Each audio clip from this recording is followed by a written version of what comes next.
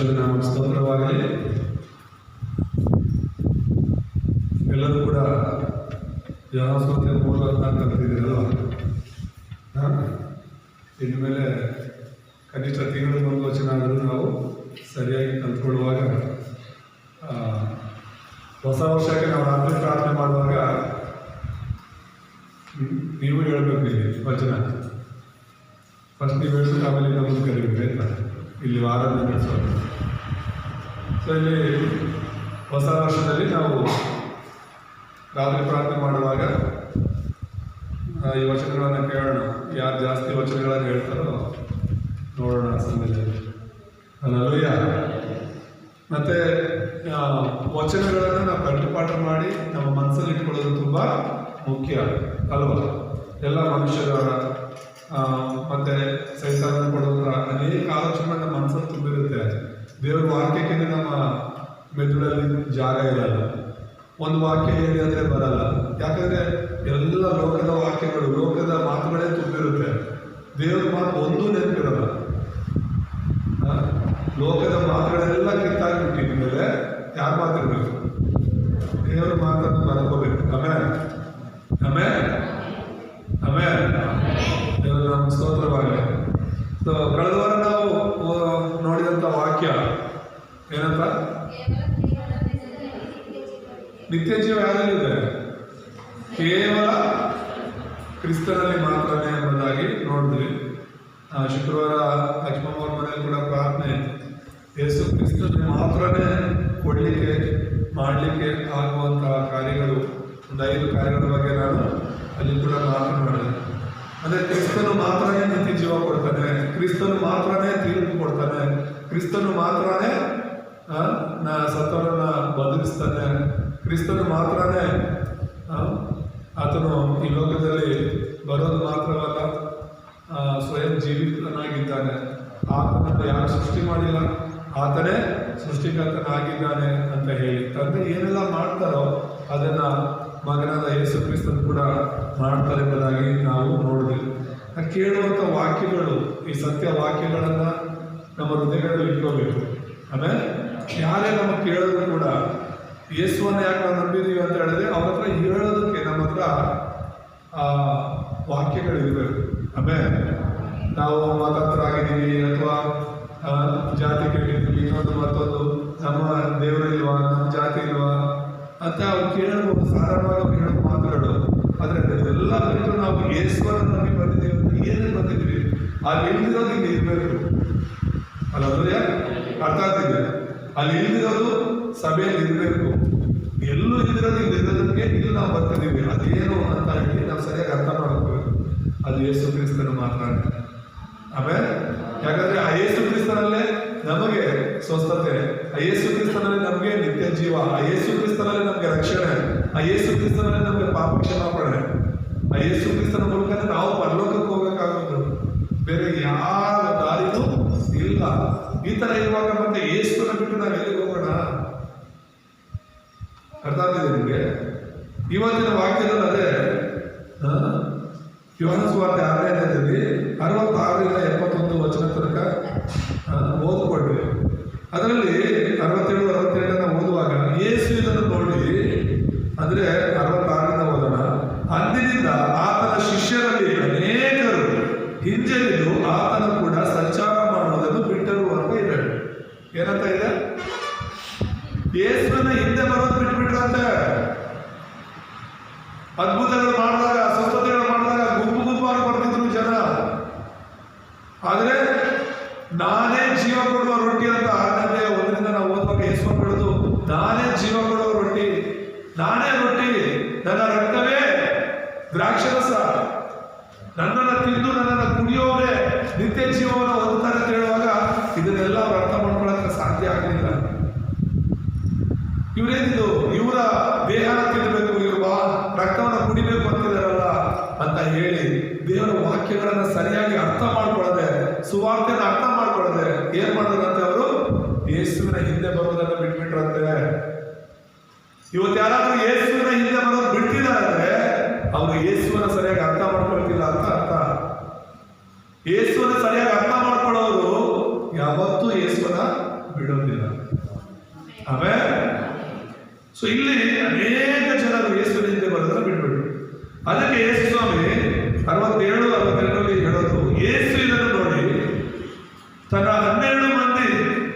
12 ಮಂದಿಯನ್ನು ನೀವು ಸಹ ಹೋಗಬೇಕೆಂದಿದ್ದೀರಾ ಎಂದು ಕೇಳಿದ್ದಕ್ಕೆ ಸೀಮೋನ್ ಪೇತ್ರನು, ಸ್ವಾಮಿ, ನಿನ್ನನ್ನು ಬಿಟ್ಟು ನಾವು ಇನ್ಯಾರ ಬಳಿಗೆ ಹೋಗೋಣ? ನಿನ್ನಲ್ಲಿ ನಿತ್ಯ ಜೀವವನ್ನು ಉಂಟು ಮಾಡುವ ವಾಕ್ಯಗಳುಂಟು. ಹಲ್ಲೆಲೂಯಾ. ಅದನ್ನ ನಾನು ಹೇಳೋದು, ಎಲ್ಲೂ ಇಲ್ಲದೆ ಇರುವಂತದ್ದು ಯೇಸುವಲ್ಲಿ ಇದೆ. ಅದೇನು ಅಂತ ನಾವು ಕಂಡ್ಕೋಬೇಕು. 12 ಮಂದಿ ಶಿಷ್ಯರು ಲೋಕದಲ್ಲಿ ಎಲ್ಲೂ ಸಿಗದೆ ಇರುವಂತಹ ನಿತ್ಯ ಜೀವನ ವಾಕ್ಯಗಳು ಯೇಸುವಲ್ಲಿ ಇರೋದನ್ನ ಕಂಡುಕೊಂಡ್ರು. ಅದಕ್ಕೆ ಅವ್ರು ಹೇಳ್ತಿರೋದು, ನಿನ್ನನ್ನು ಬಿಟ್ಟು ನಾವು ಎಲ್ಲಿಗೆ ಹೋಗೋಣ? ನಿನ್ನನ್ನು ಬಿಟ್ಟು ನಾವು ಯಾರ ಬಳಿಗೆ ಹೋಗೋಣ? ಎಲ್ಲಿ ಹೋದ್ರು ನಮಗೆ ನಿತ್ಯ ಜೀವ ಕೊಡುವ, ನಿತ್ಯ ಜೀವ ಸಿಗುವ ವಾಕ್ಯಗಳು ಇಲ್ಲ. ಲೋಕದಲ್ಲಿ ಯಾವುದೇ ಸ್ವಾಮೀಜಿ, ಯಾವುದೇ ಗುರುಜಿ, ಯಾವುದೇ ಪೂಜಾರಿ ಹತ್ರ ಹೋದ್ರು ಲೋಕಕ್ಕೆ ಸಂಬಂಧಪಟ್ಟ ಮಾತುಗಳಿವೆ, ದೇಹಕ್ಕೆ ಸಂಬಂಧಪಟ್ಟ ಮಾತುಗಳಿವೆ, ಆತ್ಮ ಸಂಬಂಧಪಟ್ಟ ಮಾತುಗಳಿಲ್ಲ. ಅದಕ್ಕೋಸ್ಕರ ಸುವಾರ್ತೆ ಅಂದ್ರೆ ಏನಂತ ನಾವು ಅರ್ಥ ಮಾಡ್ಕೋಬೇಕು. ಹಲ್ಲೆಲೂಯಾ. ಇವತ್ತಿನ ಅಂಶ ಅದರ ಕುರಿತಾಗಿ ನಾವು ನೋಡ್ತೇವೆ.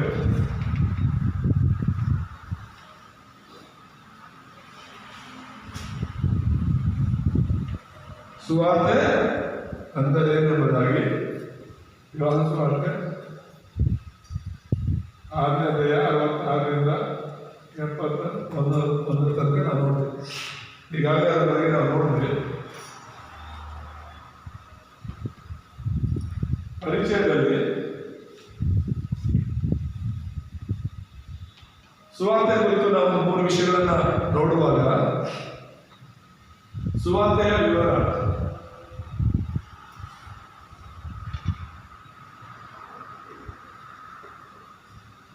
ರೋಮ 1:2-4 ನೋಡ್ತೀವಿ. ಎರಡನೇದಾಗಿ ನಾವು ನೋಡುವಾಗ ಶಾಶ್ವತ ಆಶೀರ್ವಾದ ಎಂಬುದಾಗಿ.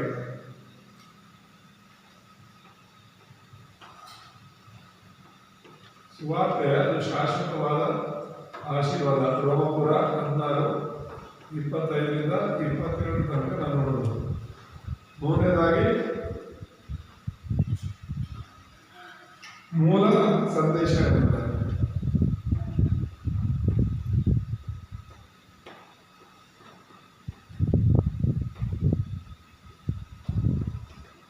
ರಕ್ಷಣೆಯ ಮಾರ್ಗ ಎಂಬುದಾಗಿ ನೋಡ್ತೀವಿ. ಇಲ್ಲೆಲ್ಲರೂ ಗಮನಿಸಬೇಕು. ಮಕ್ಕಳು ಕೂಡ ನಿಮ್ಮ ಮನಸ್ಸಲ್ಲಿ ಹೋಗೋದು ಈ ಕಡೆ ನೋಡಿ ಅಂತ ಬರ್ಕೊಳ್ತಾರೆ ಬರೆಯೋದನ್ನ. ಸುವಾರ್ತೆ ತುಂಬಾ ಮುಖ್ಯವಾದದ್ದು. ವಾರ್ತೆ ಅಂದ್ರೆ ಮಾತುಗಳು. ವಾರ್ತೆ ಅಂದ್ರೆ ಏನು? ವಾರ್ತೆ ಅಂದ್ರೆ ಏನು? ಮಾತುಗಳು. ವಾರ್ತೆಗಳು ಬರ್ತಲ್ಲ ಟಿವಿಯಲ್ಲಿ, ರೇಡಿಯೋದಲ್ಲಿ ವಾರ್ತೆಗಳು ಕೇಳಿದ್ದೀರಾ? ಅದರ ವಾರ್ತೆಗಳನ್ನು ಇವಾಗಲೇ ಅನೇಕ ವಿಷಯಗಳನ್ನು ಮಾತಾಡುವಂಥದ್ದು, ಲೋಕದಲ್ಲಿ ನಡೆಯುವ ಕಾರ್ಯಗಳನ್ನೆಲ್ಲ ಹೇಳ್ತಿರ್ತಾರೆ. ಆದರೆ ನಾವು ನೋಡ್ತಿರೋದು ಸುವಾರ್ತೆ. ಸು ಅಂದ್ರೆ ಒಳ್ಳೆಯ ವಾರ್ತೆ. ಭೂಲೋಕದಲ್ಲೆಲ್ಲ ಒಳ್ಳೆ ಸುವಾರ್ತೆ ಅಥವಾ ಒಳ್ಳೆಯ ವಾರ್ತೆ ಹೇಳೋರು ಯಾರು ಇಲ್ಲ. ಬೈಬಲಲ್ಲಿ ಮಾತ್ರ ಇರುವಂತಹ ಒಳ್ಳೆಯ ವಾರ್ತೆ, ಅದನ್ನೇ ನಾವು ಸುವಾರ್ತೆ ಅಂತೀವಿ.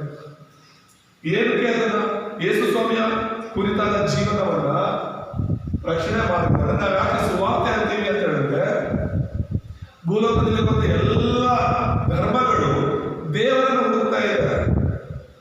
ಧರ್ಮಗಳು ಏನ್ ಮಾಡ್ತಾ ಇದೆ ಹೇಳಿ? ಬಾಯ್ಬಿಟ್ಟು ಏನ್ ಮಾಡ್ತಾರೆ? ಅವ್ರ ಕೈಯಲ್ಲಿ ಮುಂದೆ ಕೂತ್ಕೊಳ್ಳಿ. ಇಲ್ವಾರೆ ನಾನು ಕೇಳೋದನ್ನ ಹೇಳಬೇಕಿಲ್ಲ. ಮಕ್ಕಳು ಕೂಡ ಇಲ್ಲಿ ಧರ್ಮಗಳಿಗೆ ಮಾಡುತ್ತೆ, ದೇವರನ್ನು ಹುಡುಕ್ತಾ ಇದೆ. ಹೇಳಿ, ಎಲ್ಲ ಏನೋ ಹುಡುಕ್ತಾ ಇದೆ? ದೇವರನ್ನು ಹುಡುಕ್ತಾ ಇದೆ. ಆದ್ರೆ ಸುವಾರ್ತೆ ಗೊತ್ತಾ? ದೇವರು ಮನುಷ್ಯರನ್ನು ಹುಡುಕ್ತಾರೆ. ಹಲ್ಲೆಲೂಯಾ. ಭೂಲೋಕದಲ್ಲಿರುವ ಧರ್ಮಗಳೆಲ್ಲ ದೇವರನ್ನು ಹುಡುಕ್ತಾ ಇದ್ದಾರೆ. ಯಾವ ದೇವರು ನಿಜವಾದ ದೇವರು? ನಮ್ಮ ದೇವರು ನಿಜವಾದ ದೇವರು, ನಮ್ಮ ದೇವರು ನಿಜವಾದ ದೇವರು ಅಂತ ಒಂದೊಂದು ಧರ್ಮಕ್ಕೆ ಒಂದೊಂದು ದೇವರುಗಳು ಮಾಡ್ಕೊಂಡು ಪೂಜೆ ಮಾಡ್ತಿರ್ಬೇಕಾದ್ರೆ, ಸುವಾರ್ತೆ ಅಂದ್ರೆ ನಿಜವಾದ ದೇವರು ಯಾರು ನೋಡಿ, ಅವರು ಭೂಲೋಕಕ್ಕೆ ಮನುಷ್ಯರನ್ನು ಹುಡುಕೊಂಡು ಬಂದರು. ಅದು ಸುವಾರ್ತೆ. ಅದಕ್ಕೆ ಕ್ರೈಸ್ತತ್ವ ಅನ್ನೋದು ಧರ್ಮ ಅಲ್ಲ. ನಾವೆಲ್ಲರೂ ಯೇಸು ನಾವು ಸಭೆಗೆ ಬರ್ತಿದ್ವಿ ಅಂದ್ರೆ ನಾವು ಧರ್ಮ ಬದಲಾವಣೆ ಆಗ್ತಿಲ್ಲ, ಜಾತಿ ಬದಲಾವಣೆ ಆಗ್ತಿಲ್ಲ, ದೇವರ ಮಕ್ಕಳಾಗ್ತೀವಿ. ಹಲ್ಲೆಲೂಯಾ. ಯಾರ ಮಕ್ಕಳು? ದೇವರ ಮಕ್ಕಳಾಗ್ತಿದ್ದೀವಿ. ದೇವರಿಂದ ದೂರ ಆಗಿ ದೇವರ ಮಕ್ಕಳಾಗಿರುವ ನಾವು ಯೇಸುವಿನ ನಂಬೋದ್ರ ಮೂಲಕ ದೇವರ ಮಕ್ಕಳಾಗ್ತಿದ್ದೀವಿ. ಸುವಾರ್ತೆ ವಿವರಿಸೋದು ರೋಮಪುರ 1:2-4 ನಾವು ನೋಡುವಾಗ ಯೇಸು ಕ್ರಿಸ್ತನು ಬಂದು ನಮಗೋಸ್ಕರ ಪ್ರಾಣ ಕೊಟ್ಟು ನಮ್ಮೆಲ್ಲ ಪಾಪಗಳನ್ನ ತೊಳೆದು ಆತನು ಸತ್ತು 3ನೇ ದಿನದಲ್ಲಿ ಎದ್ದು ಪರಲೋಕಕ್ಕೆ ಹೋಗಿದ್ದಾನೆ. ಆತ ನಮಗೋಸ್ಕರ ಮತ್ತೆ ಬರ್ತಿದ್ದಾನೆ, ನಮ್ಮನ್ನು ಕೈ ಬಿಟ್ಬಿಟ್ಟು ಹೋಗಿಲ್ಲ. ಆತನು ಹೇಳೋಗಿದ್ದಾರೆ, ನಿಮಗೋಸ್ಕರ ಒಂದು ಸ್ಥಳವನ್ನ ಸಿದ್ಧ ಮಾಡಿ ನಾನು ಮತ್ತೆ ಬರ್ತೀನಿ ಮತ್ತು ನಾನು ಇರೋ ಜಾಗದಲ್ಲಿ ನಿಮ್ಮನ್ನ ಕರ್ಕೊಂಡು ಹೋಗಿ ಇರ್ತೀನಿ. ನಾನು ಎಲ್ಲಿರ್ತೀನೋ ಅಲ್ಲಿ ನೀವು ಇರ್ತೀರಾ ಅಂತ. ಈ ಲೋಕದಲ್ಲಿ ನಾವು ನಂಬಿರೋರು, ನಾವು ಪ್ರೀತಿ ಮಾಡಿರೋರು ಎಲ್ಲವನ್ನ ಕಳ್ಕೊಳ್ತಾ ಇರ್ತೀವಲ್ವಾ? ಹೌದಲ್ವಾ? ಅಜ್ಜಿ ತಾತ ನಮ್ಮನ್ನ ತುಂಬಾ ಪ್ರೀತಿ ಮಾಡೋದಿರ್ಬೋದು, ಸ್ವಲ್ಪ ದಿನಗಳು ಸ್ವಲ್ಪತಾರೆ ನಮ್ಮಿಂದ ದೂರ ಆಗಿರ್ತಾರೆ. ಅಪ್ಪ ಜಾಸ್ತಿ ಪ್ರೀತಿ ಮಾಡ್ತಿರ್ಬೋದು, ಅಮ್ಮ ಜಾಸ್ತಿ ಪ್ರೀತಿ ಮಾಡ್ತಿರ್ಬೋದು, ಗಂಡ ಜಾಸ್ತಿ ಪ್ರೀತಿ ಮಾಡ್ತಿರ್ಬೋದು, ಹೆಂಡತಿ ಜಾಸ್ತಿ ಪ್ರೀತಿ ಮಾಡ್ತಿರ್ಬೋದು, ಮಕ್ಕಳು ಜಾಸ್ತಿ ಪ್ರೀತಿ ಮಾಡ್ತಿರ್ಬೋದು. ಒಬ್ಬೊಬ್ಬನಾಗಿ ಎಲ್ಲರನ್ನ ಕಳ್ಕೋಬೇಕಾಗುತ್ತೆ. ನಾವು ಕೂಡ ಒಂದು ದಿನ ಸಾಯ್ಬೇಕಾಗುತ್ತೆ. ಈ ಲೋಕದಲ್ಲಿ ಯಾರು ಶಾಶ್ವತ ಅಲ್ಲ. ಆದ್ರೆ ಸಾಯ ಮುಂಚೆ ಸುವಾರ್ತೆನ ಅರ್ಥ ಮಾಡ್ಕೊಳ್ಳೋದು ತುಂಬಾ ಮುಖ್ಯ. ಯಾಕಂದ್ರೆ ಸಾವನ್ನ ಜಯಿಸಿರೋರು ಒಬ್ಬರೇ ಇರೋದು, ಅದು ಯೇಸು ಕ್ರಿಸ್ತನು ಮಾತ್ರ. ಆಮೇಲೆ ಆತನು ಬಂದು ನಮ್ಮನ್ನ ಮತ್ತೆ ಬದುಕಿಸ್ತಾರೆ. ಈ ಲೋಕದಲ್ಲಿ ನಾವು ಎಲ್ಲವನ್ನ ಕಳ್ಕೊಳ್ಳೋ ರೀತಿಯಲ್ಲಿ ಪರಲೋಕದಲ್ಲಿ ಯಾವುದನ್ನು ಕಳ್ಕೊಳ್ಳಲ್ಲ. ಅಲ್ಲಲ್ಲೂಯ್ಯ. ನಾವಿರೋ ಕಡೆನೆ ದೇವರು ಇರ್ತಾರೆ, ನಾವಿರೋ ಕಡೆನೆ ಎಲ್ಲವೂ ಇರ್ತಾರೆ. ಎರಡನೇದಾಗಿ ಸುವಾರ್ತೆ ಶಾಶ್ವತವಾದ ಆಶೀರ್ವಾದ. ಅದೇ ತಾತ್ಕಾಲಿಕವಾದದಲ್ಲ, ಶಾಶ್ವತವಾಗಿ ನಿತ್ಯವಾಗಿ ಯುಗ ಯುಗಾಂತರಗಳಿಗೂ ಕೊಡಲ್ಪಟ್ಟಿರುವಂಥದ್ದು. ಯೇಸು ಕ್ರಿಸ್ತನೇ ಈಗ 2000 ವರ್ಷಗಳಿಂದ ಯೇಸು ಸತ್ತಿದ್ದು. ಅವಾಗ ಬದುಕ್ತಾ ಇದ್ದ ಜನರಿಂದ ಹಿಡಿದು ಇವಾಗ ತನಕ ಇನ್ನು ಮೇಲೆ ಕೂಡ ಯೇಸುವೇ ರಕ್ಷಣೆಯ ಮಾರ್ಗ. ಅಲ್ಲಲ್ವಯ್ಯ? ಬೇರೆ ದಾರಿ ಇಲ್ಲ. ಅದನ್ನೇ ನಾವು ಹೇಳೋದು, ರಕ್ಷಣೆ ಮಾರ್ಗ ಯೇಸು ಕ್ರಿಸ್ತನು ಮಾತ್ರನೇ. ಇದೇ ಸುವಾರ್ತೆ. ಸುವಾರ್ತೆಗಳೇನು? ಯೇಸು ಕ್ರಿಸ್ತನೇ ರಕ್ಷಣೆ ಮಾರ್ಗ. ಎಲ್ಲ ಜಾತಿ, ಎಲ್ಲ ಧರ್ಮದವರಿಗೂ ಕೂಡ ಯೇಸು ಮಾತ್ರನೇ ರಕ್ಷಣೆ ಮಾರ್ಗ ಆಗಿದೆ. ಅದಕ್ಕೆ ಯೇಸು ಹೇಳ್ತಾರೆ, ನಾನೇ ಮಾರ್ಗವು ಸತ್ಯವೂ ಜೀವವೂ ಆಗಿದ್ದೇನೆ, ನನ್ನ ಮೂಲಕವಾಗಿ ಹೊರತು ಯಾರು ತಂದೆಯ ಬಳಿಗೆ ಬರೋದಿಲ್ಲ. ಮುಂದಿನ ವಾರ ನಮಗೆ ಕರ್ತನ ಭೋಜನ ಇದೆ. ಎಲ್ಲರೂ ಯೋಹಾನ ಸುವಾರ್ತೆ 14-8 ವಚನವನ್ನು ಕಲ್ತ್ಕೊಂಡ್ಬನ್ನಿ. ಬರೋ ತಿಂಗಳು 4 ವಾರಗಳು ಕೂಡ ನಾವು ಈ ವಚನವನ್ನು ಕಂಡುಕೊಂಡು ಮಾಡ್ಕೊಂಡು ಬರೋಣ. ಚೆನ್ನಾಗಿ ನಾವು ಹೃದಯದಲ್ಲಿ ಮುದ್ರೆ ಆಗಿಬಿಡ್ಬೇಕು. 4 ವಾರ ಇದನ್ನ ಓದ್ತಾ ಇರ್ತೀವಿ, ನಾವು ಸಭೆಯಲ್ಲಿ ಬಂದು ಹೇಳ್ತಾ ಇರ್ತೀವಿ. ಅದಕ್ಕೆ ನಾವು ಚೆನ್ನಾಗಿ ವಾರ ಹೇಳುವಾಗ ಮರೆತು ಹೋಗಲ್ಲ. 1 ವರ್ಷ ಬಿಟ್ಟು ಕೇಳಿದ್ರು ಕೂಡ ನೀವು ಹೇಳಿ ಸಿದ್ಧರಾಗಿರ್ತೀರ. ಅದಕ್ಕೆ ಬರೀ 1 ವಾರ ಕೇಳೋಣ, 4 ವಾರ ಕೂಡ ನೀವು ಬಂದಿದ್ರೆ ಹೇಳ್ತಾ ನಿಮ್ಮ ಹೃದಯದಲ್ಲಿ ಮುದ್ರೆ ಆಗುತ್ತೆ. ಯೋಹಾನ ಸುವಾರ್ತೆ 14 ಅಲ್ಲಲ್ಲೂಯ್ಯ. ಮುಖ್ಯ ಸಂದೇಶದಲ್ಲಿ ನಾವು ನೋಡುವಾಗ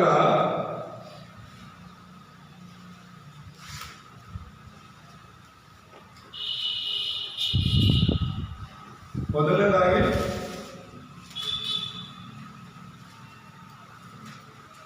ಸೃಷ್ಟಿಯ ನಿಯಮ.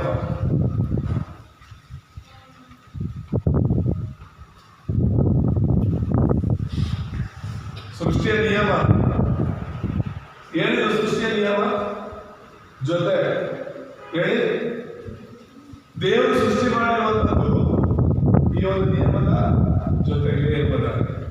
ಒಂದು ನಿಯಮ ಇದ್ದು ಅದರ ಮೂಲಕ ದೇವರು ಎಲ್ಲ ಸೃಷ್ಟಿಯನ್ನ ಮಾಡಿದ್ದಾರೆ ಎಂಬುದಾಗಿ. ಅದಕ್ಕೆ ಉದಾಹರಣೆ ನಾವು ನೋಡುವಾಗ ಎಷ್ಟೋ ಸರಿ ನಾವು ಹೇಳಿದ್ದೀವಿ, ಮೀನು ಎಲ್ಲಿರ್ಬೇಕು? ಎಲ್ಲರೂ ಹೇಳಿ, ಮೀನು ಎಲ್ಲಿರ್ಬೇಕು? ನೀರಲ್ಲಿ ಇಲ್ಲ ಅಂದ್ರೆ ಮೀನು ನೀರಲ್ಲಿದ್ರೆ ಅದ್ಯಾಕೆ ನಾವು ನೀರಲ್ಲಿದ್ರೆ ನಾವು ಸಾಯ್ತೀವಿ, ಮೀನು ಹೊರಗಡೆ ಇದ್ರೆ ಮೀನು ಸಾಯುತ್ತೆ? ಅದನ್ನೇ ಹೇಳೋದು, ದೇವರ ಸೃಷ್ಟಿಯ ನಿಯಮ ಇದು. ಅಲ್ಲಲ್ವಯ್ಯ? ಮರ ಗಿಡ ಮಣ್ಣಲ್ಲಿದ್ರೆ ಬದುಕುತ್ತೆ. ನಾನು ನೀನು ಅಥವಾ ಮೀನು ಮಣ್ಣಲ್ಲಿದ್ರೆ ಸಾಯ್ತೀವಿ. ಹೌದಾ ಅಲ್ವಾ? ಅದಕ್ಕೋಸ್ಕರನೇ ಮೀನು ನೀರಲ್ಲಿದ್ರೆ ಅದು ಜೀವಂತವಾಗಿರುತ್ತೆ, ಅದು ಸಂತೋಷವಾಗಿರುತ್ತೆ. ಅದು ದೇವರ ಸೃಷ್ಟಿ, ಅದು ನಿಯಮ, ಅದಲ್ಲಿ ಇರಬೇಕು ಅಂತ. ಹಾಗೇನೆ ಪಕ್ಷಿಗಳು ಎಲ್ಲಿರ್ಬೇಕಂದ್ರೆ ಆಕಾಶದಲ್ಲಿ ಗಾಳಿಯಲ್ಲಿ ಹಾರಾಡ್ತಿರ್ಬೇಕು. ಅವು ಗಾಳಿ ಇಲ್ಲ ಅಂದ್ರೆ ಪಕ್ಷಿಗಳು ಸಾಯುತ್ತೆ. ಅವು ಸಂತೋಷವಾಗಿ ಮರ ಗಿಡಗಳು ಮಣ್ಣಲ್ಲಿದ್ರೆ ಮಾತ್ರನೇ ಅವು ಬೆಳೆಯುತ್ತೆ, ಅವು ಫಲ ಕೊಡುತ್ತೆ, ಸಂತೋಷವಾಗಿರುತ್ತೆ. ಮಣ್ಣಲ್ಲಿ ಇಲ್ಲ ಅಂದ್ರೆ ಮಣ್ಣು ಮೇಲೆ ಇದ್ರೂ ಕೂಡ ಸಾತೋಗುತ್ತಲ್ವ. ಗಿಡನಾಗಿದ್ದು ಮಣ್ಣು ಮೇಲೆ ಇದ್ರೂ ಕೂಡ ಸತ್ತೋಗುತ್ತೆ, ಮಣ್ಣು ಒಳಗಡೆ ಇರಬೇಕು. ಅರ್ಥ ಆಗಿ ಹೇಳಿರೋದು. ಹಾಗೇನೆ ದೇವರು ನಿನ್ನನ್ನ ನನ್ನನ್ನ ಸೃಷ್ಟಿ ಮಾಡಿದ್ರು. ಏನು ಸೃಷ್ಟಿ ಮಾಡಿದ್ರೆ ನಾವು ದೇವರಲ್ಲಿ ಇರಬೇಕು. ಆಮೇಲೆ ಯಾರಲ್ಲಿ ಇರಬೇಕು? ದೇವರಲ್ಲಿ ಇರಬೇಕು ಅಂತಾನೆ ದೇವರು ನಮ್ಮನ್ನ ಸೃಷ್ಟಿ ಮಾಡಿದ್ದು. ಈಗ ನೀನು ದೇವರಲ್ಲಿ ಇಲ್ಲ ಅಂದ್ರೆ ನೀರಿನ ಹೊರಗಡೆ ಇದೆಯಾ ಅಂತ ಅರ್ಥ. ಮೀನು ಹೇಗೆ ನೀರಿನ ಹೊರಗಡೆ ಇರುತ್ತೋ ಹಾಗೆ ನೀನು ಕೂಡ ದೇವರಿಂದ ಹೊರಗಡೆ ಇದೆಯಾ ಅಂದ್ರೆ ಆ ಮೀನು ಹೇಗೆ ವಿಲಗ್ನ ಒದ್ದಾಡಿತ್ತು ಕೊನೆಗೆ ಸಾಯುತ್ತೋ ಹಾಗೆ ನಾವು ಕೂಡ ದೇವರಿಂದ ದೂರ ಆದರೆ ಸಾಯ್ತೀವಿ ಅಂತ ಹೇಳ್ತಿರೋದು. ಈ ಒಂದು ಸೃಷ್ಟಿಯ ನಿಯಮವನ್ನು ನಾವು ಅರ್ಥ ಮಾಡ್ಕೊಳ್ಬೇಕು. ಆದಿ ಕಾರಣ 1ನೇ ಅಧ್ಯಾಯ 27-28 ನಾವು ನೋಡುವಾಗ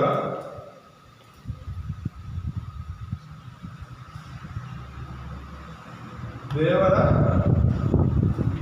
ಸ್ವರೂಪವನ್ನು ನೋಡ್ತಾ ಇದ್ದೇವೆ. ದೇವರು ಇದನ್ನ ನನ್ನನ್ನ ದೇವರ ಸ್ವರೂಪದಲ್ಲಿ ಸೃಷ್ಟಿ ಮಾಡಿದ್ರು.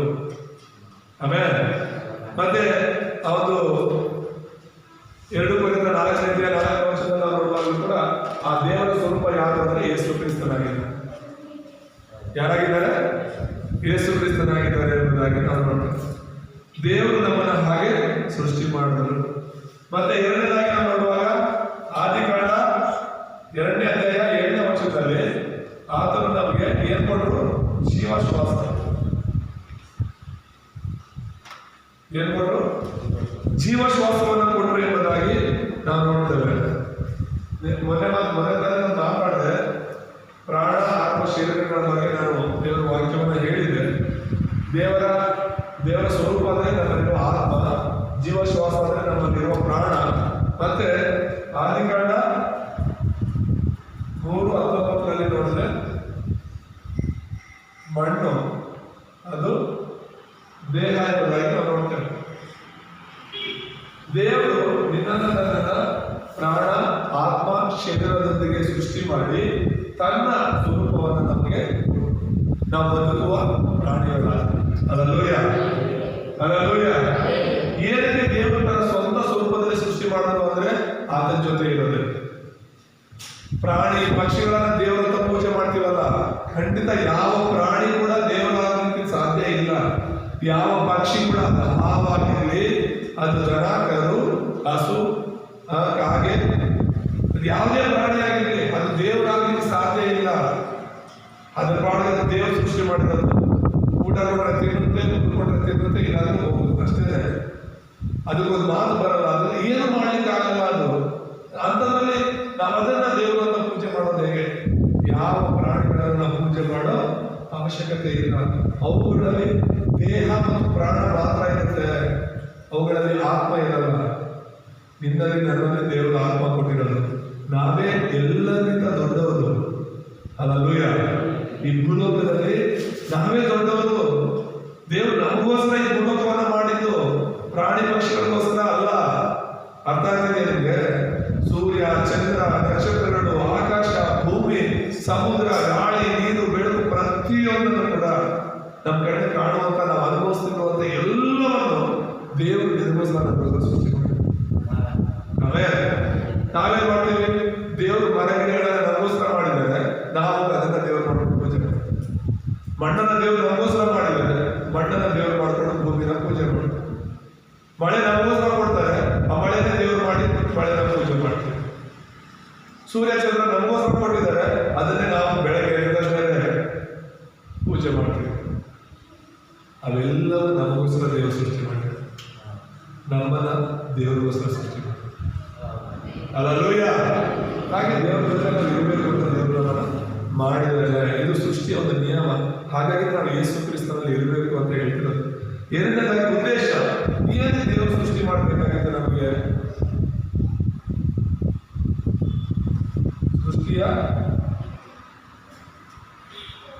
ಸೃಷ್ಟಿಯ ಉದ್ದೇಶ ಏನು ಎಂಬುದಾಗಿ ನಾವು ನೋಡ್ತೇವೆ. ಎಫೆಸಿ 1ನೇ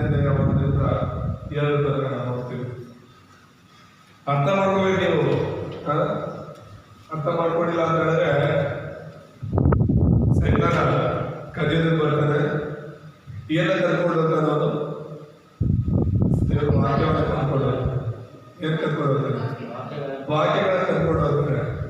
ನೀನು ಎಷ್ಟು ನೆನಪಿಸ್ಕೊಂಡು ನೆನಪಾಗಬಾರ್ದು ವಾಕ್ಯಗಳು. ನೀನು ಬೇರೆಯವ್ರು ಏನಾದ್ರು ಹೇಳಿದ್ರೆ ಅದು ಮಾತ್ರ ನೀನು ಚೆನ್ನಾಗಿ ಮುದ್ರೆ ಮಾಡ್ಬಿಡ್ತಾರೆ. ಅವರು 10 ವರ್ಷ ಆದ್ರೂ ಮರಿಬಾರ್ದು ನೀನು. ಅರ್ಥ ಆಗಿದೆ? ಮಾದೇವ ಹಿಂಗೆ ಹೇಳಿದ್ರೆ ನನಗೆ 10 ವರ್ಷ ಆದ್ರೂ ಮರೆಯಲ್ಲ ನಾವು. ಬೇಡಿರೋ ವಿಷಯಗಳು ಅಷ್ಟು ಬಲವಾಗಿ ಮುದ್ರೆ ಮಾಡ್ಬಿಡ್ತಾರೆ ಮನಸ್ಸಲ್ಲಿ. ದೇವರ ವಾಕ್ಯಗಳು ಮಾತ್ರ ಬೇಗ ಕಲಿಬಿಡ್ತಾರೆ. ಅದಕ್ಕೆ ಜಾಗ್ರತೆಯಿಂದ ಕೇಳಿ ಅಂತಿರೋದು ದೇವರ ವಾಕ್ಯವನ್ನು. ಮೊದಲನೇದಾಗಿ ನಾವು ಈಗ ರಕ್ಷಣೆ ಮಾರ್ಗ ಸುವಾರ್ತೆ ಅಂದ್ರೆ ಏನು ಅಂತ ನೋಡ್ತಾ ಇರೋದು. ಸುವಾರ್ತೆ ಅಂದ್ರೆ ಏನಂದ್ರೆ ಮೊದಲನೇದಾಗಿ ಸೃಷ್ಟಿಯ ನಿಯಮ, ದೇವರ ಒಂದು ನಿಯಮದ ಪ್ರಕಾರ ಸೃಷ್ಟಿ ಮಾಡಿ ಜೊತೆ ಇರಬೇಕು ಅಂತ. ಎರಡನೇದಾಗಿ ಉದ್ದೇಶ. ಈಗ ಈ ಚಾಕ್ ಪೀಸ್ ಇದೆ ಅಂತ ಹೇಳಿದ್ರೆ ಏನಂತೆ ನಾವು ಸೃಷ್ಟಿ ಮಾಡಿದೀವಿ, ತಯಾರು ಮಾಡಿದೀವಿ? ಬರೆಯಕ್ ಮಾತ್ರ, ಬೇರೆ ಏನಾದ್ರು ಕೆಲಸ ಬರುತ್ತಾ? ಬರೆಯಕ್ ಮಾತ್ರ ತಾನೆ. ಇದು ಮೈಗೆ ಏನ್ ಕೆಲಸ ಬರುತ್ತೆ? ಬೇರೆ ಪ್ರತಿಯೊಂದು ಕೂಡ ಹೋಗೋದಲ್ವಾ? ಈ ಬೋರ್ಡ್ ಬಂದ್ಬಿಟ್ಟು ಇಲ್ಲಿ ಬರೆಯೋದಕ್ಕೆ ಉಪಯೋಗ ಆಗುತ್ತೆ. ಇದು ಪ್ರತಿಯೊಂದು ಕೂಡ ಒಂದೊಂದು ಉದ್ದೇಶಕ್ಕಾಗಿದೆ ಸೃಷ್ಟಿ ಮಾಡಿದೀವಿ, ತಯಾರು ಮಾಡಿದೀವಿ. ಈ ಮೊಬೈಲ್ ಸ್ಟ್ಯಾಂಡ್ ಅಲ್ಲಿ ಮೊಬೈಲ್ ಅನ್ನು ಇಟ್ಟಿದ್ದೀವಿ, ಬೇರೆ ಎದಕ್ಕಾಗುತ್ತೆ? ಅದು ಮುಖ್ಯವಾದ ಉದ್ದೇಶಗಳನ್ನು ಹೇಳ್ತಾ ಇರೋದು. ಒಂದೊಂದಕ್ಕೂ ಒಂದೊಂದು ಉದ್ದೇಶ ಇದೆ. ಕಿಟಕಿಗೆ ಒಂದು ಉದ್ದೇಶ, ಬಾಗಿಲಿಗೆ ಒಂದು ಉದ್ದೇಶ, ಗಡಿಯಾರಕ್ಕೆ ಒಂದು ಉದ್ದೇಶ, ಬಲ್ಬ್ಗೆ ಒಂದು ಉದ್ದೇಶ, ಎಲ್ಲ ಒಂದೊಂದು ಉದ್ದೇಶ. ಬೆಳಕು ಕೊಳ್ಳಿ ಅಂತ ಬಲ್ಬನ್ನು ಮಾಡಿ ಅಲ್ವಾ? ಸಮಯ ತೋರಿಸಲಿ ಅಂತ ಗಡಿಯಾರ ಮಾಡಿದ್ವಿ. ಗಾಳಿ ಬೆಳಕು ಬರಲಿ ಅಂತ ಕಿಟಕಿ ಮಾಡಿದ್ವಿ.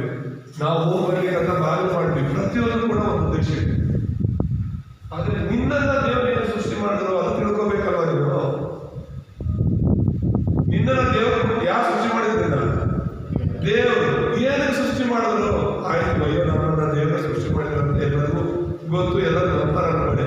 ಆದ್ರೆ ಏನಕ್ಕೆ ಸೃಷ್ಟಿ ಮಾಡಿದ್ದಾರೆ ನಮ್ಮನ್ನ? ತಿನ್ನಕ್ಕೆ, ಕುಡಿಯಕ್ಕೆ, ಮಲಗಕ್ಕೆ, ಒಂದಿನ ಸಾಯಕ್ಕೆ ಅಷ್ಟೇನಾ? ಇಸ್ರಾಯೇಲ್ ಹಂಗೆ ಅಂತ ಹೇಳ್ತಿದ್ದು, ತಿನ್ನೋಣ, ಕುಡಿಯೋಣ, ನಾಳೆ ಸಾಯ್ತೀವಲ್ಲ. ಲೋಕದವ್ರು ಹೇಳೋ ಮಾತು ಇದೆ ತಾನೇ, ಚೆನ್ನಾಗಿ ಕುಡಿದು ತಿಂದು ಮಜಾ ಮಾಡೋಣ. ಎಷ್ಟು ದಿನ ಇರ್ತೀವಿ ಲೋಕದಲ್ಲಿ? ಬದುಕಿರೋಷ್ಟು ದಿನ ಚೆನ್ನಾಗಿ ಮಜಾ ಮಾಡ್ಬಿಟ್ಟು ಆಮೇಲೆ ಸಾಯೋಣ ಅಂತ ಹೇಳಿ. ತಿನ್ನೋ ಕುಡಿಯೋಕ್ಕಲ್ಲ ನಾವು ಸೃಷ್ಟಿಯಾಗಿ. ಪ್ರಾಣಿಗಳು ತಿಂತವೆ, ಪ್ರಾಣಿಗಳು ಕುಡಿತವೆ. ಪ್ರಾಣಿ ಪಕ್ಷಿಗಳಿಗೆ ಯಾವ ಉದ್ದೇಶ ಇಲ್ಲ. ಅವು ನಮಗೋಸ್ಕರ, ನಮ್ಮ ಆಹಾರಕ್ಕೋಸ್ಕರ ದೇವರು ಸೃಷ್ಟಿ ಮಾಡಿದ್ದಾರೆ. ಅರ್ಥ ಆಗಿದೆಯಾ? ಎಲ್ಲ ಪ್ರಾಣಿಗಳನ್ನ ನಮಗೋಸ್ಕರ ಸೃಷ್ಟಿ ಮಾಡಿದ್ದಾರೆ. ನಿನಗೆ ಯಾವ ಪ್ರಾಣಿ ಇಷ್ಟನೋ, ಯಾವ ಪಕ್ಷಿ ಇಷ್ಟನೋ ನೀನು ತಿಂತೀಯ, ಇನ್ನೊಬ್ರಿಗೆ ಯಾವ್ದು ಇಷ್ಟನೋ ಅದು ತಿಂತಿರ್ತಾನೆ. ಅವೆಲ್ಲವನ್ನ ದೇವರು ನಮಗೋಸ್ಕರ ಮಾಡಿದ್ದಾರೆ. ಆದ್ರೆ ನಮ್ಮನ್ನೇನು ಸೃಷ್ಟಿ ಮಾಡಿದ್ದಾರೆ? ಅವುಗಳನ್ನ ತಿನ್ನಕ್ಕೆ, ಬರೀ ಅವುಗಳನ್ನ ತಿಂದ್ಬಿಟ್ಟು ಇದೆ ಅಂತ ಇಲ್ಲ.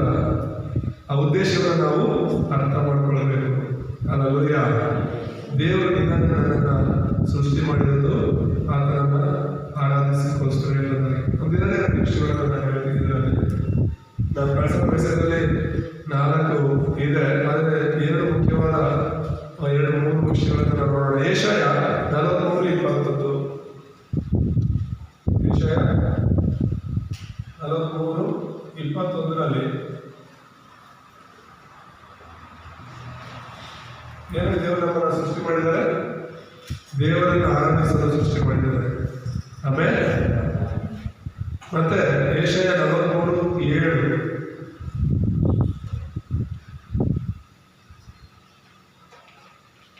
ಏನು ಸೃಷ್ಟಿ ಮಾಡಿದ್ದಾರೆ? ದೇವರ ಮಹಿಮೆಗಾಗಿ ಸೃಷ್ಟಿ ಮಾಡಿದ್ದಾರೆ. ಅರ್ಥ ಮಾಡ್ಕೊಳ್ಳಿ. ನಿನ್ನನ್ನ ನನ್ನ ದೇವರು ಏನು ಸೃಷ್ಟಿ ಮಾಡಿದ್ದಾರೆ? ದೇವರ ಜೊತೆ ಇದ್ದು ದೇವರನ್ನ ಆರಾಧನೆ ಮಾಡಲಿಕ್ಕೆ, ದೇವರನ್ನ ಸ್ತುತಿ ಮಾಡಲಿಕ್ಕೆ ದೇವರು ನಮ್ಮನ್ನ ಸೃಷ್ಟಿ ಮಾಡಿದ್ದಾರೆ. ಮತ್ತೆ 3ನೇದಾಗಿ ನಾವು ನೋಡೋದಾದ್ರೆ 1 ಪೇತ್ರ 2:9 ನಾವು ನೋಡ್ತೀವಿ.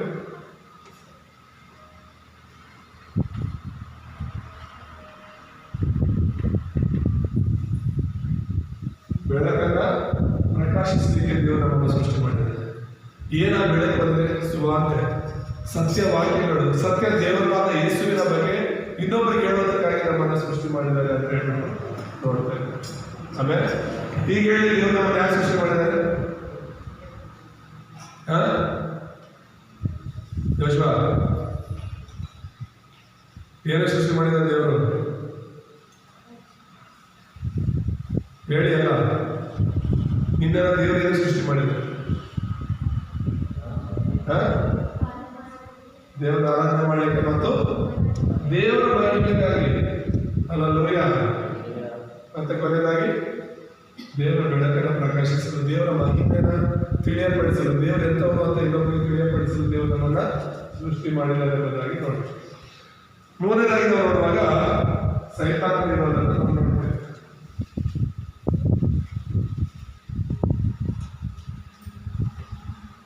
ಸೈತಾನ ಇದ್ದಾನೆ ಈ ಲೋಕದಲ್ಲಿ? ಇದಾನ ಇಲ್ವಾ? ಸೈತಾನ ಅಂದ್ರೆ ದೆವ್ವ ಇದೆಯಾ? ದೆವ್ವ ಇದೆ ಅಂತ ನಮ್ಮೆಲ್ಲರಿಗೂ ಗೊತ್ತು. ದೇವರ ವಾಕ್ಯದಲ್ಲಿ ತುಂಬಾ ಸ್ಪಷ್ಟವಾಗಿ ದೇವರು ಹೇಳ್ತಾರೆ,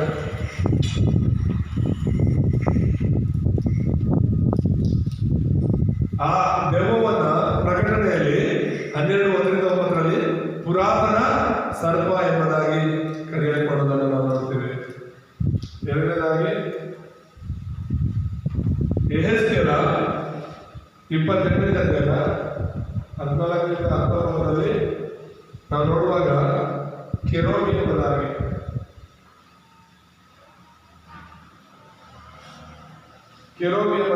ಸೈತಾನನು ಕರೆಯಲ್ಪಡ್ತಾ ಇದ್ದ ಪರಲೋಕದಲ್ಲಿ. ಮತ್ತೆ ಯೆಶಾಯ 14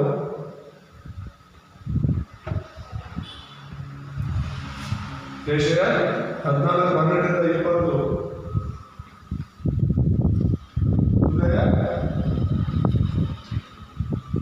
ಉದಯ ನಕ್ಷತ್ರ ಎಂಬುದಾಗಿ ಅವನು ಕರೆಯಲ್ಪಡ್ತಾ ಇದ್ದಾನೆ ಎಂಬುದಾಗಿ ನಾವು ನೋಡ್ತೇವೆ.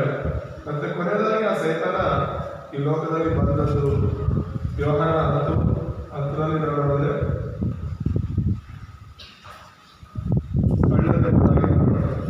ಸೈತಾನ ಯಾರು ಕೇಳಿ? ಯಾರು ಸೈತಾನ?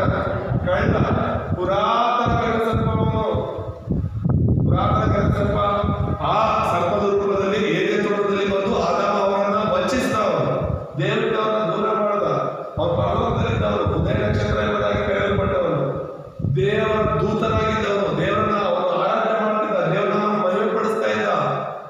ಆದ್ರೆ ಅವನು ದೇವರೇ ಆಗ್ಬೇಕು ಅನ್ಕೊಂಡ. ನಾನು ದೇವರು ಬೇಡ, ನಾನೇ ದೇವರಾಗಬೇಕು ಅಂತ ಸೈತಾನ ಅನ್ಕೊಂಡದಕ್ಕೋಸ್ಕರ ದೇವರವರನ್ನ ಪರಲೋಕದಿಂದ ತಳ್ಳಿಬಿಟ್ಟ. ಈ ಭೂಲೋಕದಲ್ಲಿ ದೇವರ ಸ್ವರೂಪದಲ್ಲಿ ಸೃಷ್ಟಿಯಾದ ನಮ್ಮನ್ನ ದೇವರಿಂದ ದೂರ ಮಾಡುವ ಎಲ್ಲ ಪ್ರಯತ್ನಗಳನ್ನ ಮಾಡ್ತಿದ್ದಾನೆ. ಅದಕ್ಕೆ ಯೋಹಾನ 10:10 ಸೈತಾನ ಏನಕ್ಕೆ ಬರ್ತಾನೆ?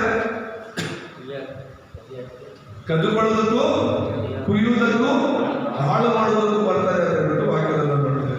ಸೈತಾನನ ಕೆಲಸಗಳು, ಸೈತಾನನ 3 ಕೆಲಸಗಳು: ಕದಿಯೋದು, ಕುಯ್ಯೋದು, ಹಾಳು ಮಾಡೋದು.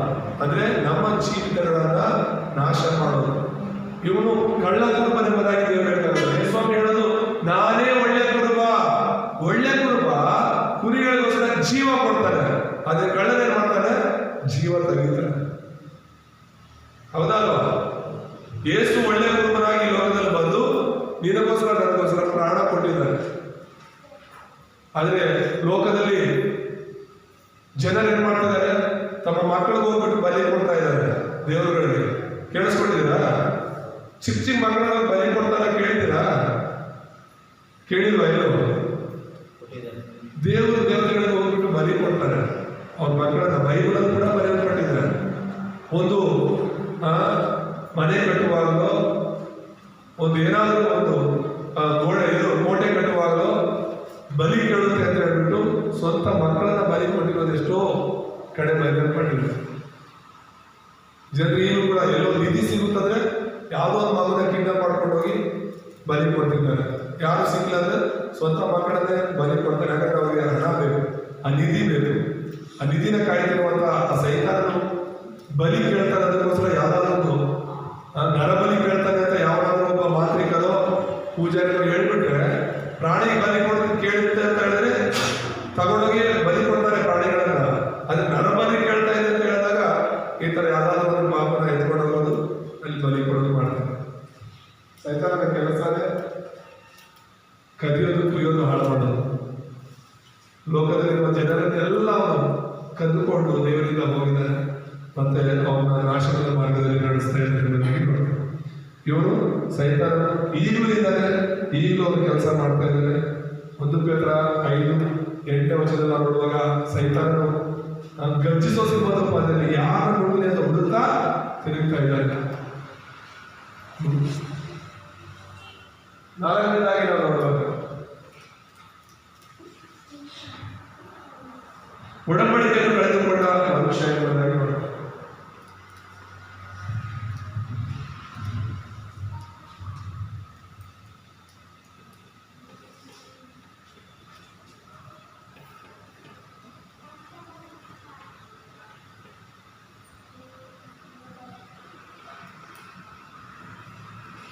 ಒಡಂಬಡಿಕೆಯನ್ನ ಕಳೆದುಕೊಂಡ ಮನುಷ್ಯ ಎಂಬುದಾಗಿ ನಾವು ನೋಡ್ತೇವೆ. ದೇವರು ಮನುಷ್ಯನನ್ನ ತನ್ನ ಸ್ವರೂಪದಲ್ಲಿ ಸೃಷ್ಟಿ ಮಾಡ್ದ, ಆದ್ರೆ ಅವನೇನ್ ಮಾಡ್ದ? ದೇವರ ಸ್ವರೂಪವನ್ನು ಕಳ್ಕೊಂಡ. ಆದಿಕಾಂಡ 3:1-6 ಅವರು ಸ್ವರೂಪವನ್ನು ಕಳ್ಕೊಂಡ ಎಂಬುದಾಗಿ ನಾವು ನೋಡ್ತೇವೆ. ಸೈತಾನ ಬಂದು ನೀನು ದೇವರು ಬೇಡ, ನೀನೇ ದೇವರಾಗ್ಬೋದು ಅಂತ ಹೇಳ್ಬಿಟ್ಟು ಅವರನ್ನ ಯಾಮಾರಿಸಿದ.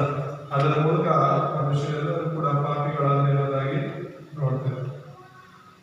ಮೂಲ ಪಾಪ ರೋಮಪುರ 3:23 ಎಲ್ಲರೂ ಕೂಡ ಪಾಪ ಮಾಡಿ ದೇವರ ಸ್ವರೂಪವನ್ನು ಕಳೆದುಕೊಂಡಿರುವುದಾಗಿ ಬರೆಯಲ್ಪಟ್ಟಿದೆ. ಎಲ್ಲರೂ ಸೈತಾನನ ಮಕ್ಕಳಾಗಿರುವುದಾಗಿ ವಾರ್ತೆ 8:44 ನೋಡೋಣ.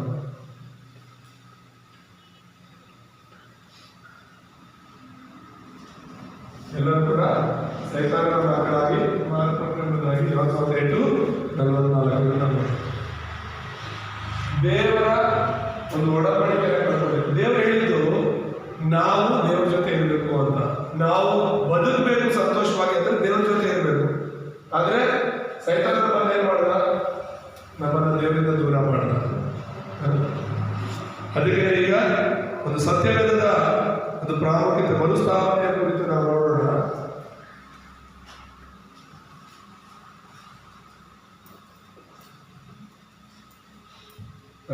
ಮರುಸ್ಥಾಪನೆ ಅಂದ್ರೆ ಮತ್ತೆ ನಾವು ದೇವರ ಜೊತೆಗೆ ಇರ್ಲಿಕ್ಕೆ ಮರುಸ್ಥಾಪನೆಯ ಮಾರ್ಗ ಕ್ರಿಸ್ತನೆಂಬುದಾಗಿ ನಾವು ನೋಡ್ತೇವೆ. ಆದಿಕಾಂಡ 3:15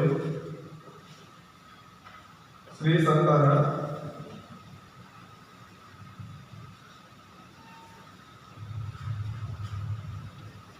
ಎರಡನೇದಾಗಿ ನಾವು ನೋಡುವಾಗ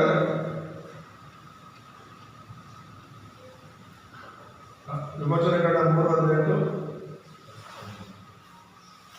ರಕ್ತ ಬಲಿಯನ್ನು ಕೊಡೋದ್ರ ಬಗ್ಗೆ ನಾವು ನೋಡ್ತೇವೆ. ಅದು ಯೇಸು ಕ್ರಿಸ್ತನೆಂಬುದಾಗಿ. ಮತ್ತೆ 3ನೇದಾಗಿ ಯೆಶಾಯ 7:14 ಇಮ್ಮಾನುವೇಲನ ಒಂದು ಆಶೀರ್ವಾದವನ್ನು ನಾವು ನೋಡ್ತೇವೆ. 4ನೇದಾಗಿ ಆತನೇ ಕ್ರಿಸ್ತನೆಂಬುದಾಗಿ ನಾವು ನೋಡ್ತೇವೆ. ಮತ್ತಾಯ 16:14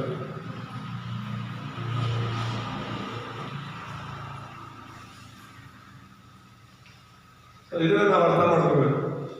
ಮನುಷ್ಯ ಜಾತಿಯೆಲ್ಲ ದೇವರಿಂದ ದೂರ ಆಗಬೇಕಾದ್ರೆ ದೇವರು ಮರುಸ್ಥಾಪನೆ ಮಾಡಲಿಕ್ಕೆ ಒಂದು ಮಾರ್ಗ ತೆರೆದರು, ಅದು ಯೇಸು ಕ್ರಿಸ್ತನೇ ಎಂಬುದಾಗಿ. ಅದು ಸ್ತ್ರೀ ಸಂತಾನವಾಗಿ ದೇವರ ಕನ್ನಿಕೆಯಲ್ಲಿ ಹುಟ್ಟು ಬರ್ತಾನೆ ಎಂಬುದಾಗಿ ನೋಡ್ತೀವಿ. ರಕ್ತವಿಲ್ಲದೆ ನಮಗೆ ಪಾಪ ಕ್ಷಮಾಪಣೆ ಇಲ್ಲ ಅಂತ ನೋಡ್ತೀವಿ. ದೇವರಿಂದ ದೂರ ಆಗಿದ್ದಕ್ಕೆ ಆತ ನಮ್ಮ ಜೊತೆ ಇರಲಿಕ್ಕೆ ಬಂದ ಎಂಬುದಾಗಿ. ಮತ್ತೆ ಆತನ ಸತ್ಯಾಧಿಕ ಸತ್ಯಪ್ರವಾದಿಗೆ ನಮ್ಮನ್ನ ಪಾಪ ಸೈತಾನ ನರಕದಿಂದ ಬಿಡಿಸಿದೆ ಎಂಬುದಾಗಿ ನಾವು ನೋಡ್ತೇವೆ. ಕ್ರಿಸ್ತನಲ್ಲದೆ ಈ ಕಾರ್ಯಗಳನ್ನು ಯಾರು ಮಾಡಲಿಕ್ಕೆ ಸಾಧ್ಯ ಇಲ್ಲ. ಮುಕ್ತಾಯದಲ್ಲಿ ದೇವರ ವಿಧಾನ, ಇದು ದೇವರು ಮಾಡ್ತಿರುವಂತ ದೇವರ ಒಂದು ವಿಧಾನ ಎಂಬುದಾಗಿ ನಾವು ನೋಡ್ತೇವೆ. ಅಂದ್ರೆ ಅನೇಕ ವಚನಗಳಿವೆ ಯೇಸು ಕ್ರಿಸ್ತನು ಹೇಗೆ ಈ ಲೋಕದಲ್ಲಿ ಬರ್ತಾನೆ, ಎಲ್ಲಿ ಬರ್ತಾನೆ ಎಂಬುದಾಗಿ. ಮೀಕ 5:2 ನಾವು ನೋಡ್ತೇವೆ, ಆತನು ಬೆತ್ಲೆಹೇಮಲ್ಲಿ ಹುಟ್ಟಿ ಬರ್ತಾನೆ ಅಂತ ಹೇಳಿ. ಮತ್ತೆ ಯೆಶಾಯ 11:11 ಈಶಾಯ ಚಿಗುರು ಎಂಬುದಾಗಿ ನಾವು ನೋಡ್ತೇವೆ. ಮತ್ತೆ ಹೋಶೇಯ 11:1 ಆತನು ಐಗುಪ್ತದಿಂದ ಬರ್ತಾನೆ ಎಂಬುದಾಗಿ ನೋಡ್ತೇವೆ. ಕೀರ್ತನೆ 22:12 ಆತನು ಶಿಲುಬೆಯ ಮರಣವನ್ನು ಹೊಂದಿ ಮತ್ತೆ ಅಷ್ಟು ಕಷ್ಟಪಡೋದ್ರ ಬಗ್ಗೆ ನಾವು ನೋಡ್ತೀವಿ. ಮತ್ತೆ 5ನೇದಾಗಿ ಹೋಶೇಯ 6:2 ಆತನ ಒಂದು ಪುನರುತ್ಥಾನದ ಬಗ್ಗೆ ನಾವು ನೋಡ್ತೇವೆ. ಆಮೇಲೆ ಅರ್ಥ ಆಗ್ತಿದೆ ಹೇಳ್ತದೆ. ಸೊ ಇಲ್ಲಿ ಯೇಸು ಕ್ರಿಸ್ತನು ಎಲ್ಲವನ್ನ ಮಾಡಿ ಮುಗಿಸಿದ್ದಾನೆ ಎಂಬುದಾಗಿ ನೋಡ್ತೇವೆ. ಗಲಾತ್ಯ 3:13 ಕೂಡ ನಾವು ಅದನ್ನೇ ನೋಡ್ತೀವಿ. ಯೇಸು ಕ್ರಿಸ್ತನು ಈ ಲೋಕದಲ್ಲಿ ಬಂದು ಎಲ್ಲವನ್ನ ಮಾಡಿ ಮುಗಿಸಿದ್ದಾರೆ. ದೇವರು ಇಲ್ಲದೆ ಯೇಸು ಕ್ರಿಸ್ತನ ಲೋಕಕ್ಕೆ ಬರಬೇಕಾಗಿತ್ತು. ಆತನು ಯೇಸುವೇ ಕ್ರಿಸ್ತನ ಅನ್ನೋದಕ್ಕೆ ಅನೇಕ ಒಂದು ಗುರುತುಗಳನ್ನು ತೆಗೆದುಕೊಂಡಿದ್ದಾರೆ. ಆತನು ಬೆತ್ತಲೆಯನ್ನು ಬರ್ತಾನೆ, ಆತನು ಈಶಾನ್ಯ ಚಿಗುರಾಗಿ ಈಶಾನ್ಯ ವಂಶದಲ್ಲಿ ಬರ್ತಾನೆ. ಐಗುಪ್ತಕ್ಕೆ ಹೋಗಿ 2 ವರ್ಷದಲ್ಲಿದ್ದಾಗ ಯೇಸು ಸ್ವಾಮಿನ ಐಗುಪ್ತಕ್ಕೆ ಕಳಿಸಿದ್ರು. ದೇವರ ದೂತರು ಬಂದ್ಬಿಟ್ಟು ಎಲ್ಲರೂ ಸಾಯಿಸ್ಬೇಕಂತಿದ್ದಾರೆ, ಐಗುಪ್ತ ದೇಶಕ್ಕೆ ಹೋಗು ಅಂತ ಹೇಳಿ ಯೋಸೇಫನ ಸಂಗಡ ದೇವದೂತರು ಮಾತಾಡೋದನ್ನ ನಾವು ನೋಡ್ತೀವಿ. ಅದು ಹೋದ್ಮೇಲೆ 2 ವರ್ಷ ಆದ್ಮೇಲೆ ಸರಿ ಪಾಪನ ಸಾಯಿಸೋರು ಸತ್ತೋಗಿದ್ದಾರೆ, ಈಗ ನೀನು ಪಾಪನ ಕರ್ಕೊಂಡು ವಾಪಸ್ ಬಾ ಅಂತ ಹೇಳ್ಬಿಟ್ಟು ಹೇಳೋದು. ಹಾಗೆ ಐಗುಪ್ತದಿಂದ ಯೇಸುವನ್ನು ಹೋಗಿ ಬರೋದನ್ನ ನಾವು ನೋಡ್ತೀವಿ. ಕೀರ್ತನೆ 22:18 ಶಿಲುಬೆ ಮರಣ ಯಾವ ರೀತಿ ಹೋಗ್ತಾನೆ ಅನ್ನೋದ್ರ ಬಗ್ಗೆ. ಮತ್ತೆ ಇಲ್ಲಿ ಹೋಶೇಯ 6:2 ನಾವು ನೋಡ್ತೇವೆ ಆತನು ಸತ್ತು ಪುನರುತ್ಥಾನನಾಗಿ ಬರೋದ್ರ ಬಗ್ಗೆ. ಇದೆಲ್ಲ ಕೂಡ ಒಂದು ವಿಧಾನವಾಗಿತ್ತು. ಅದನ್ನ ಯೋಹಾನ 19:30 ಯೇಸು ಸ್ವಾಮಿ ಹೇಳಿದ್ದು ತೀರಿತು ಎಂಬುದಾಗಿ. ಏನೆಲ್ಲ ಮನುಷ್ಯರಿಗೋಸ್ಕರ ಯೇಸು ಕ್ರಿಸ್ತನು ಮಾಡಬೇಕಾಗಿತ್ತೋ ಅದನ್ನ ಮಾಡಿ ಕ್ರಿಸ್ತನು ಮುಗಿಸಿದ್ದಾನೆ. ಆಮೇಲೆ ನಾವು ಸೈತಾನದಿಂದ ನಾವು ಮೋಸವಾಗಿ ದೇವರಿಂದ ದೂರ ಆಗಿದ್ವಿ, ಈಗ ಮತ್ತೆ ನಾವು ದೇವರ ಬಳಿಗೆ ಬಂದು ದೇವರ ಮಕ್ಕಳಾಗಿದ್ದೀವಿ. ಆಮೇಲೆ ಇದು ಸುವಾರ್ತೆ ಅಂದ್ರೆ. ಸುವಾರ್ತೆ ಅಂದ್ರೆ ನಮ್ಮ ಸೃಷ್ಟಿಯಿಂದ ಹಿಡಿದು ಈಗ ಯೇಸು ಕ್ರಿಸ್ತನೆಲ್ಲ ಮಾಡಿ ಮುಗಿಸಿದ್ದಾರೆ, ನಾವು ಆತನ ಮಕ್ಕಳಾಗಿ ಜೀವಿಸ್ತಾ ಇದ್ದೀವಿ. ಪ್ರಾರಂಭದಿಂದ ಅಂತ್ಯದವರೆಗೆ ನಾವು ಅರ್ಥ ಮಾಡ್ಕೋಬೇಕು. ಆದಿಕಾಂಡ, ಬೈಬಲಲ್ಲಿ ಆದಿಕಾಂಡ ಸೃಷ್ಟಿ ಬಗ್ಗೆ ಮಾತಾಡುತ್ತೆ. ಮತ್ತೆ ಮಧ್ಯದಲ್ಲೆಲ್ಲ ದೇವರ ಮಕ್ಕಳು ಹೇಗೆ ದೂರ ಆಗಿ ಮತ್ತೆ ದೇವರ ಬಳಿಗೆ ಬಂದರು ಅನ್ನೋದ್ರ ಬಗ್ಗೆ ಮಾತಾಡುತ್ತೆ.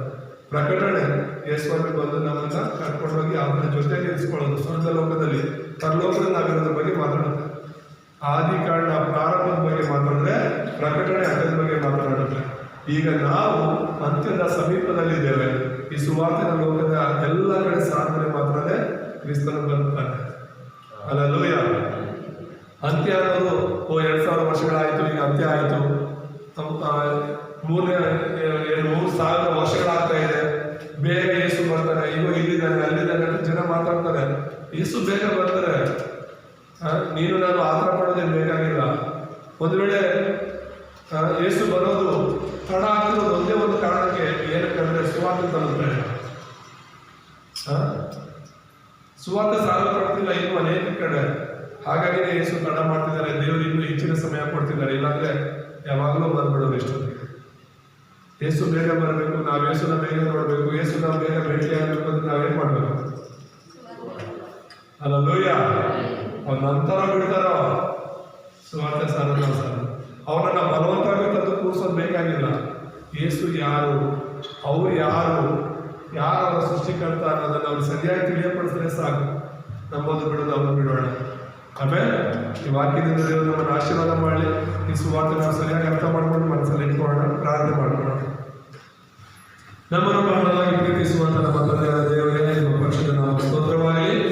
ಈ ರೀತಿಯಾಗಿ ನಾವೆಲ್ಲದಲ್ಲಿ ಕೂಡಿ ಬಂದು ಅದು ಸ್ವಾಮಿ ಜೀವವುಳ್ಳ ವಾಕ್ಯಗಳು ನಿನ್ನ ಬಳಿಯಲ್ಲಿ ಇರುವಾಗ ನಿಮ್ಮನ್ನು ಬಿಟ್ಟು ಇನ್ನ ಬೇರೆ ನಾವು ಎಲ್ಲಿಗೆ ಹೋಗೋಣ ಅನ್ನೋ ತೀರ್ಮಾನದಲ್ಲೇ ಅಪ್ಪ ನಿಮ್ಮನ್ನ ಹುಡುಕಿ ನಿಮ್ಮ ಸನ್ನಿಧಿಗೆ ನಿಮ್ಮನ್ನ ಆರಾಧನೆ ಮಾಡಿಕೊಂಡಿದ್ದೇವೆ. ನೀವು ನಮ್ಮನ್ನ ಸೃಷ್ಟಿಸಿದ ಉದ್ದೇಶ ನಿಮ್ಮ ಜೊತೆ ಇರಬೇಕು ಅಂತ, ನಿಮ್ಮನ್ನು ಆರಾಧಿಸಬೇಕು ಅಂತ, ನಿಮ್ಮ ನಾಮ ಮಹಿಮೆ ಪಡಿಸಬೇಕು ಅಂತ, ನಿಮ್ಮ ಬೆಳಕನ್ನ ಲೋಕಕ್ಕೆ ಪ್ರಕಾಶಿಸಬೇಕು ಅಂತ ಆ ಕಾರ್ಯವನ್ನು ಮಾಡಲಿಕ್ಕೆ ಪರಿಶುದ್ಧಾತ್ಮರಿಂದ ನಮ್ಮನ್ನು ತುಂಬಿಸಿ ಅಪ್ಪ ನಮ್ಮನ್ನು ನಡೆಸಬೇಕಾಗಿ ಕ್ರಿಸ್ತನ ಯೇಸು ನಾಮದಲ್ಲಿ ಪ್ರಾರ್ಥಿಸಿ ಬಿಡುತ್ತೇವೆ.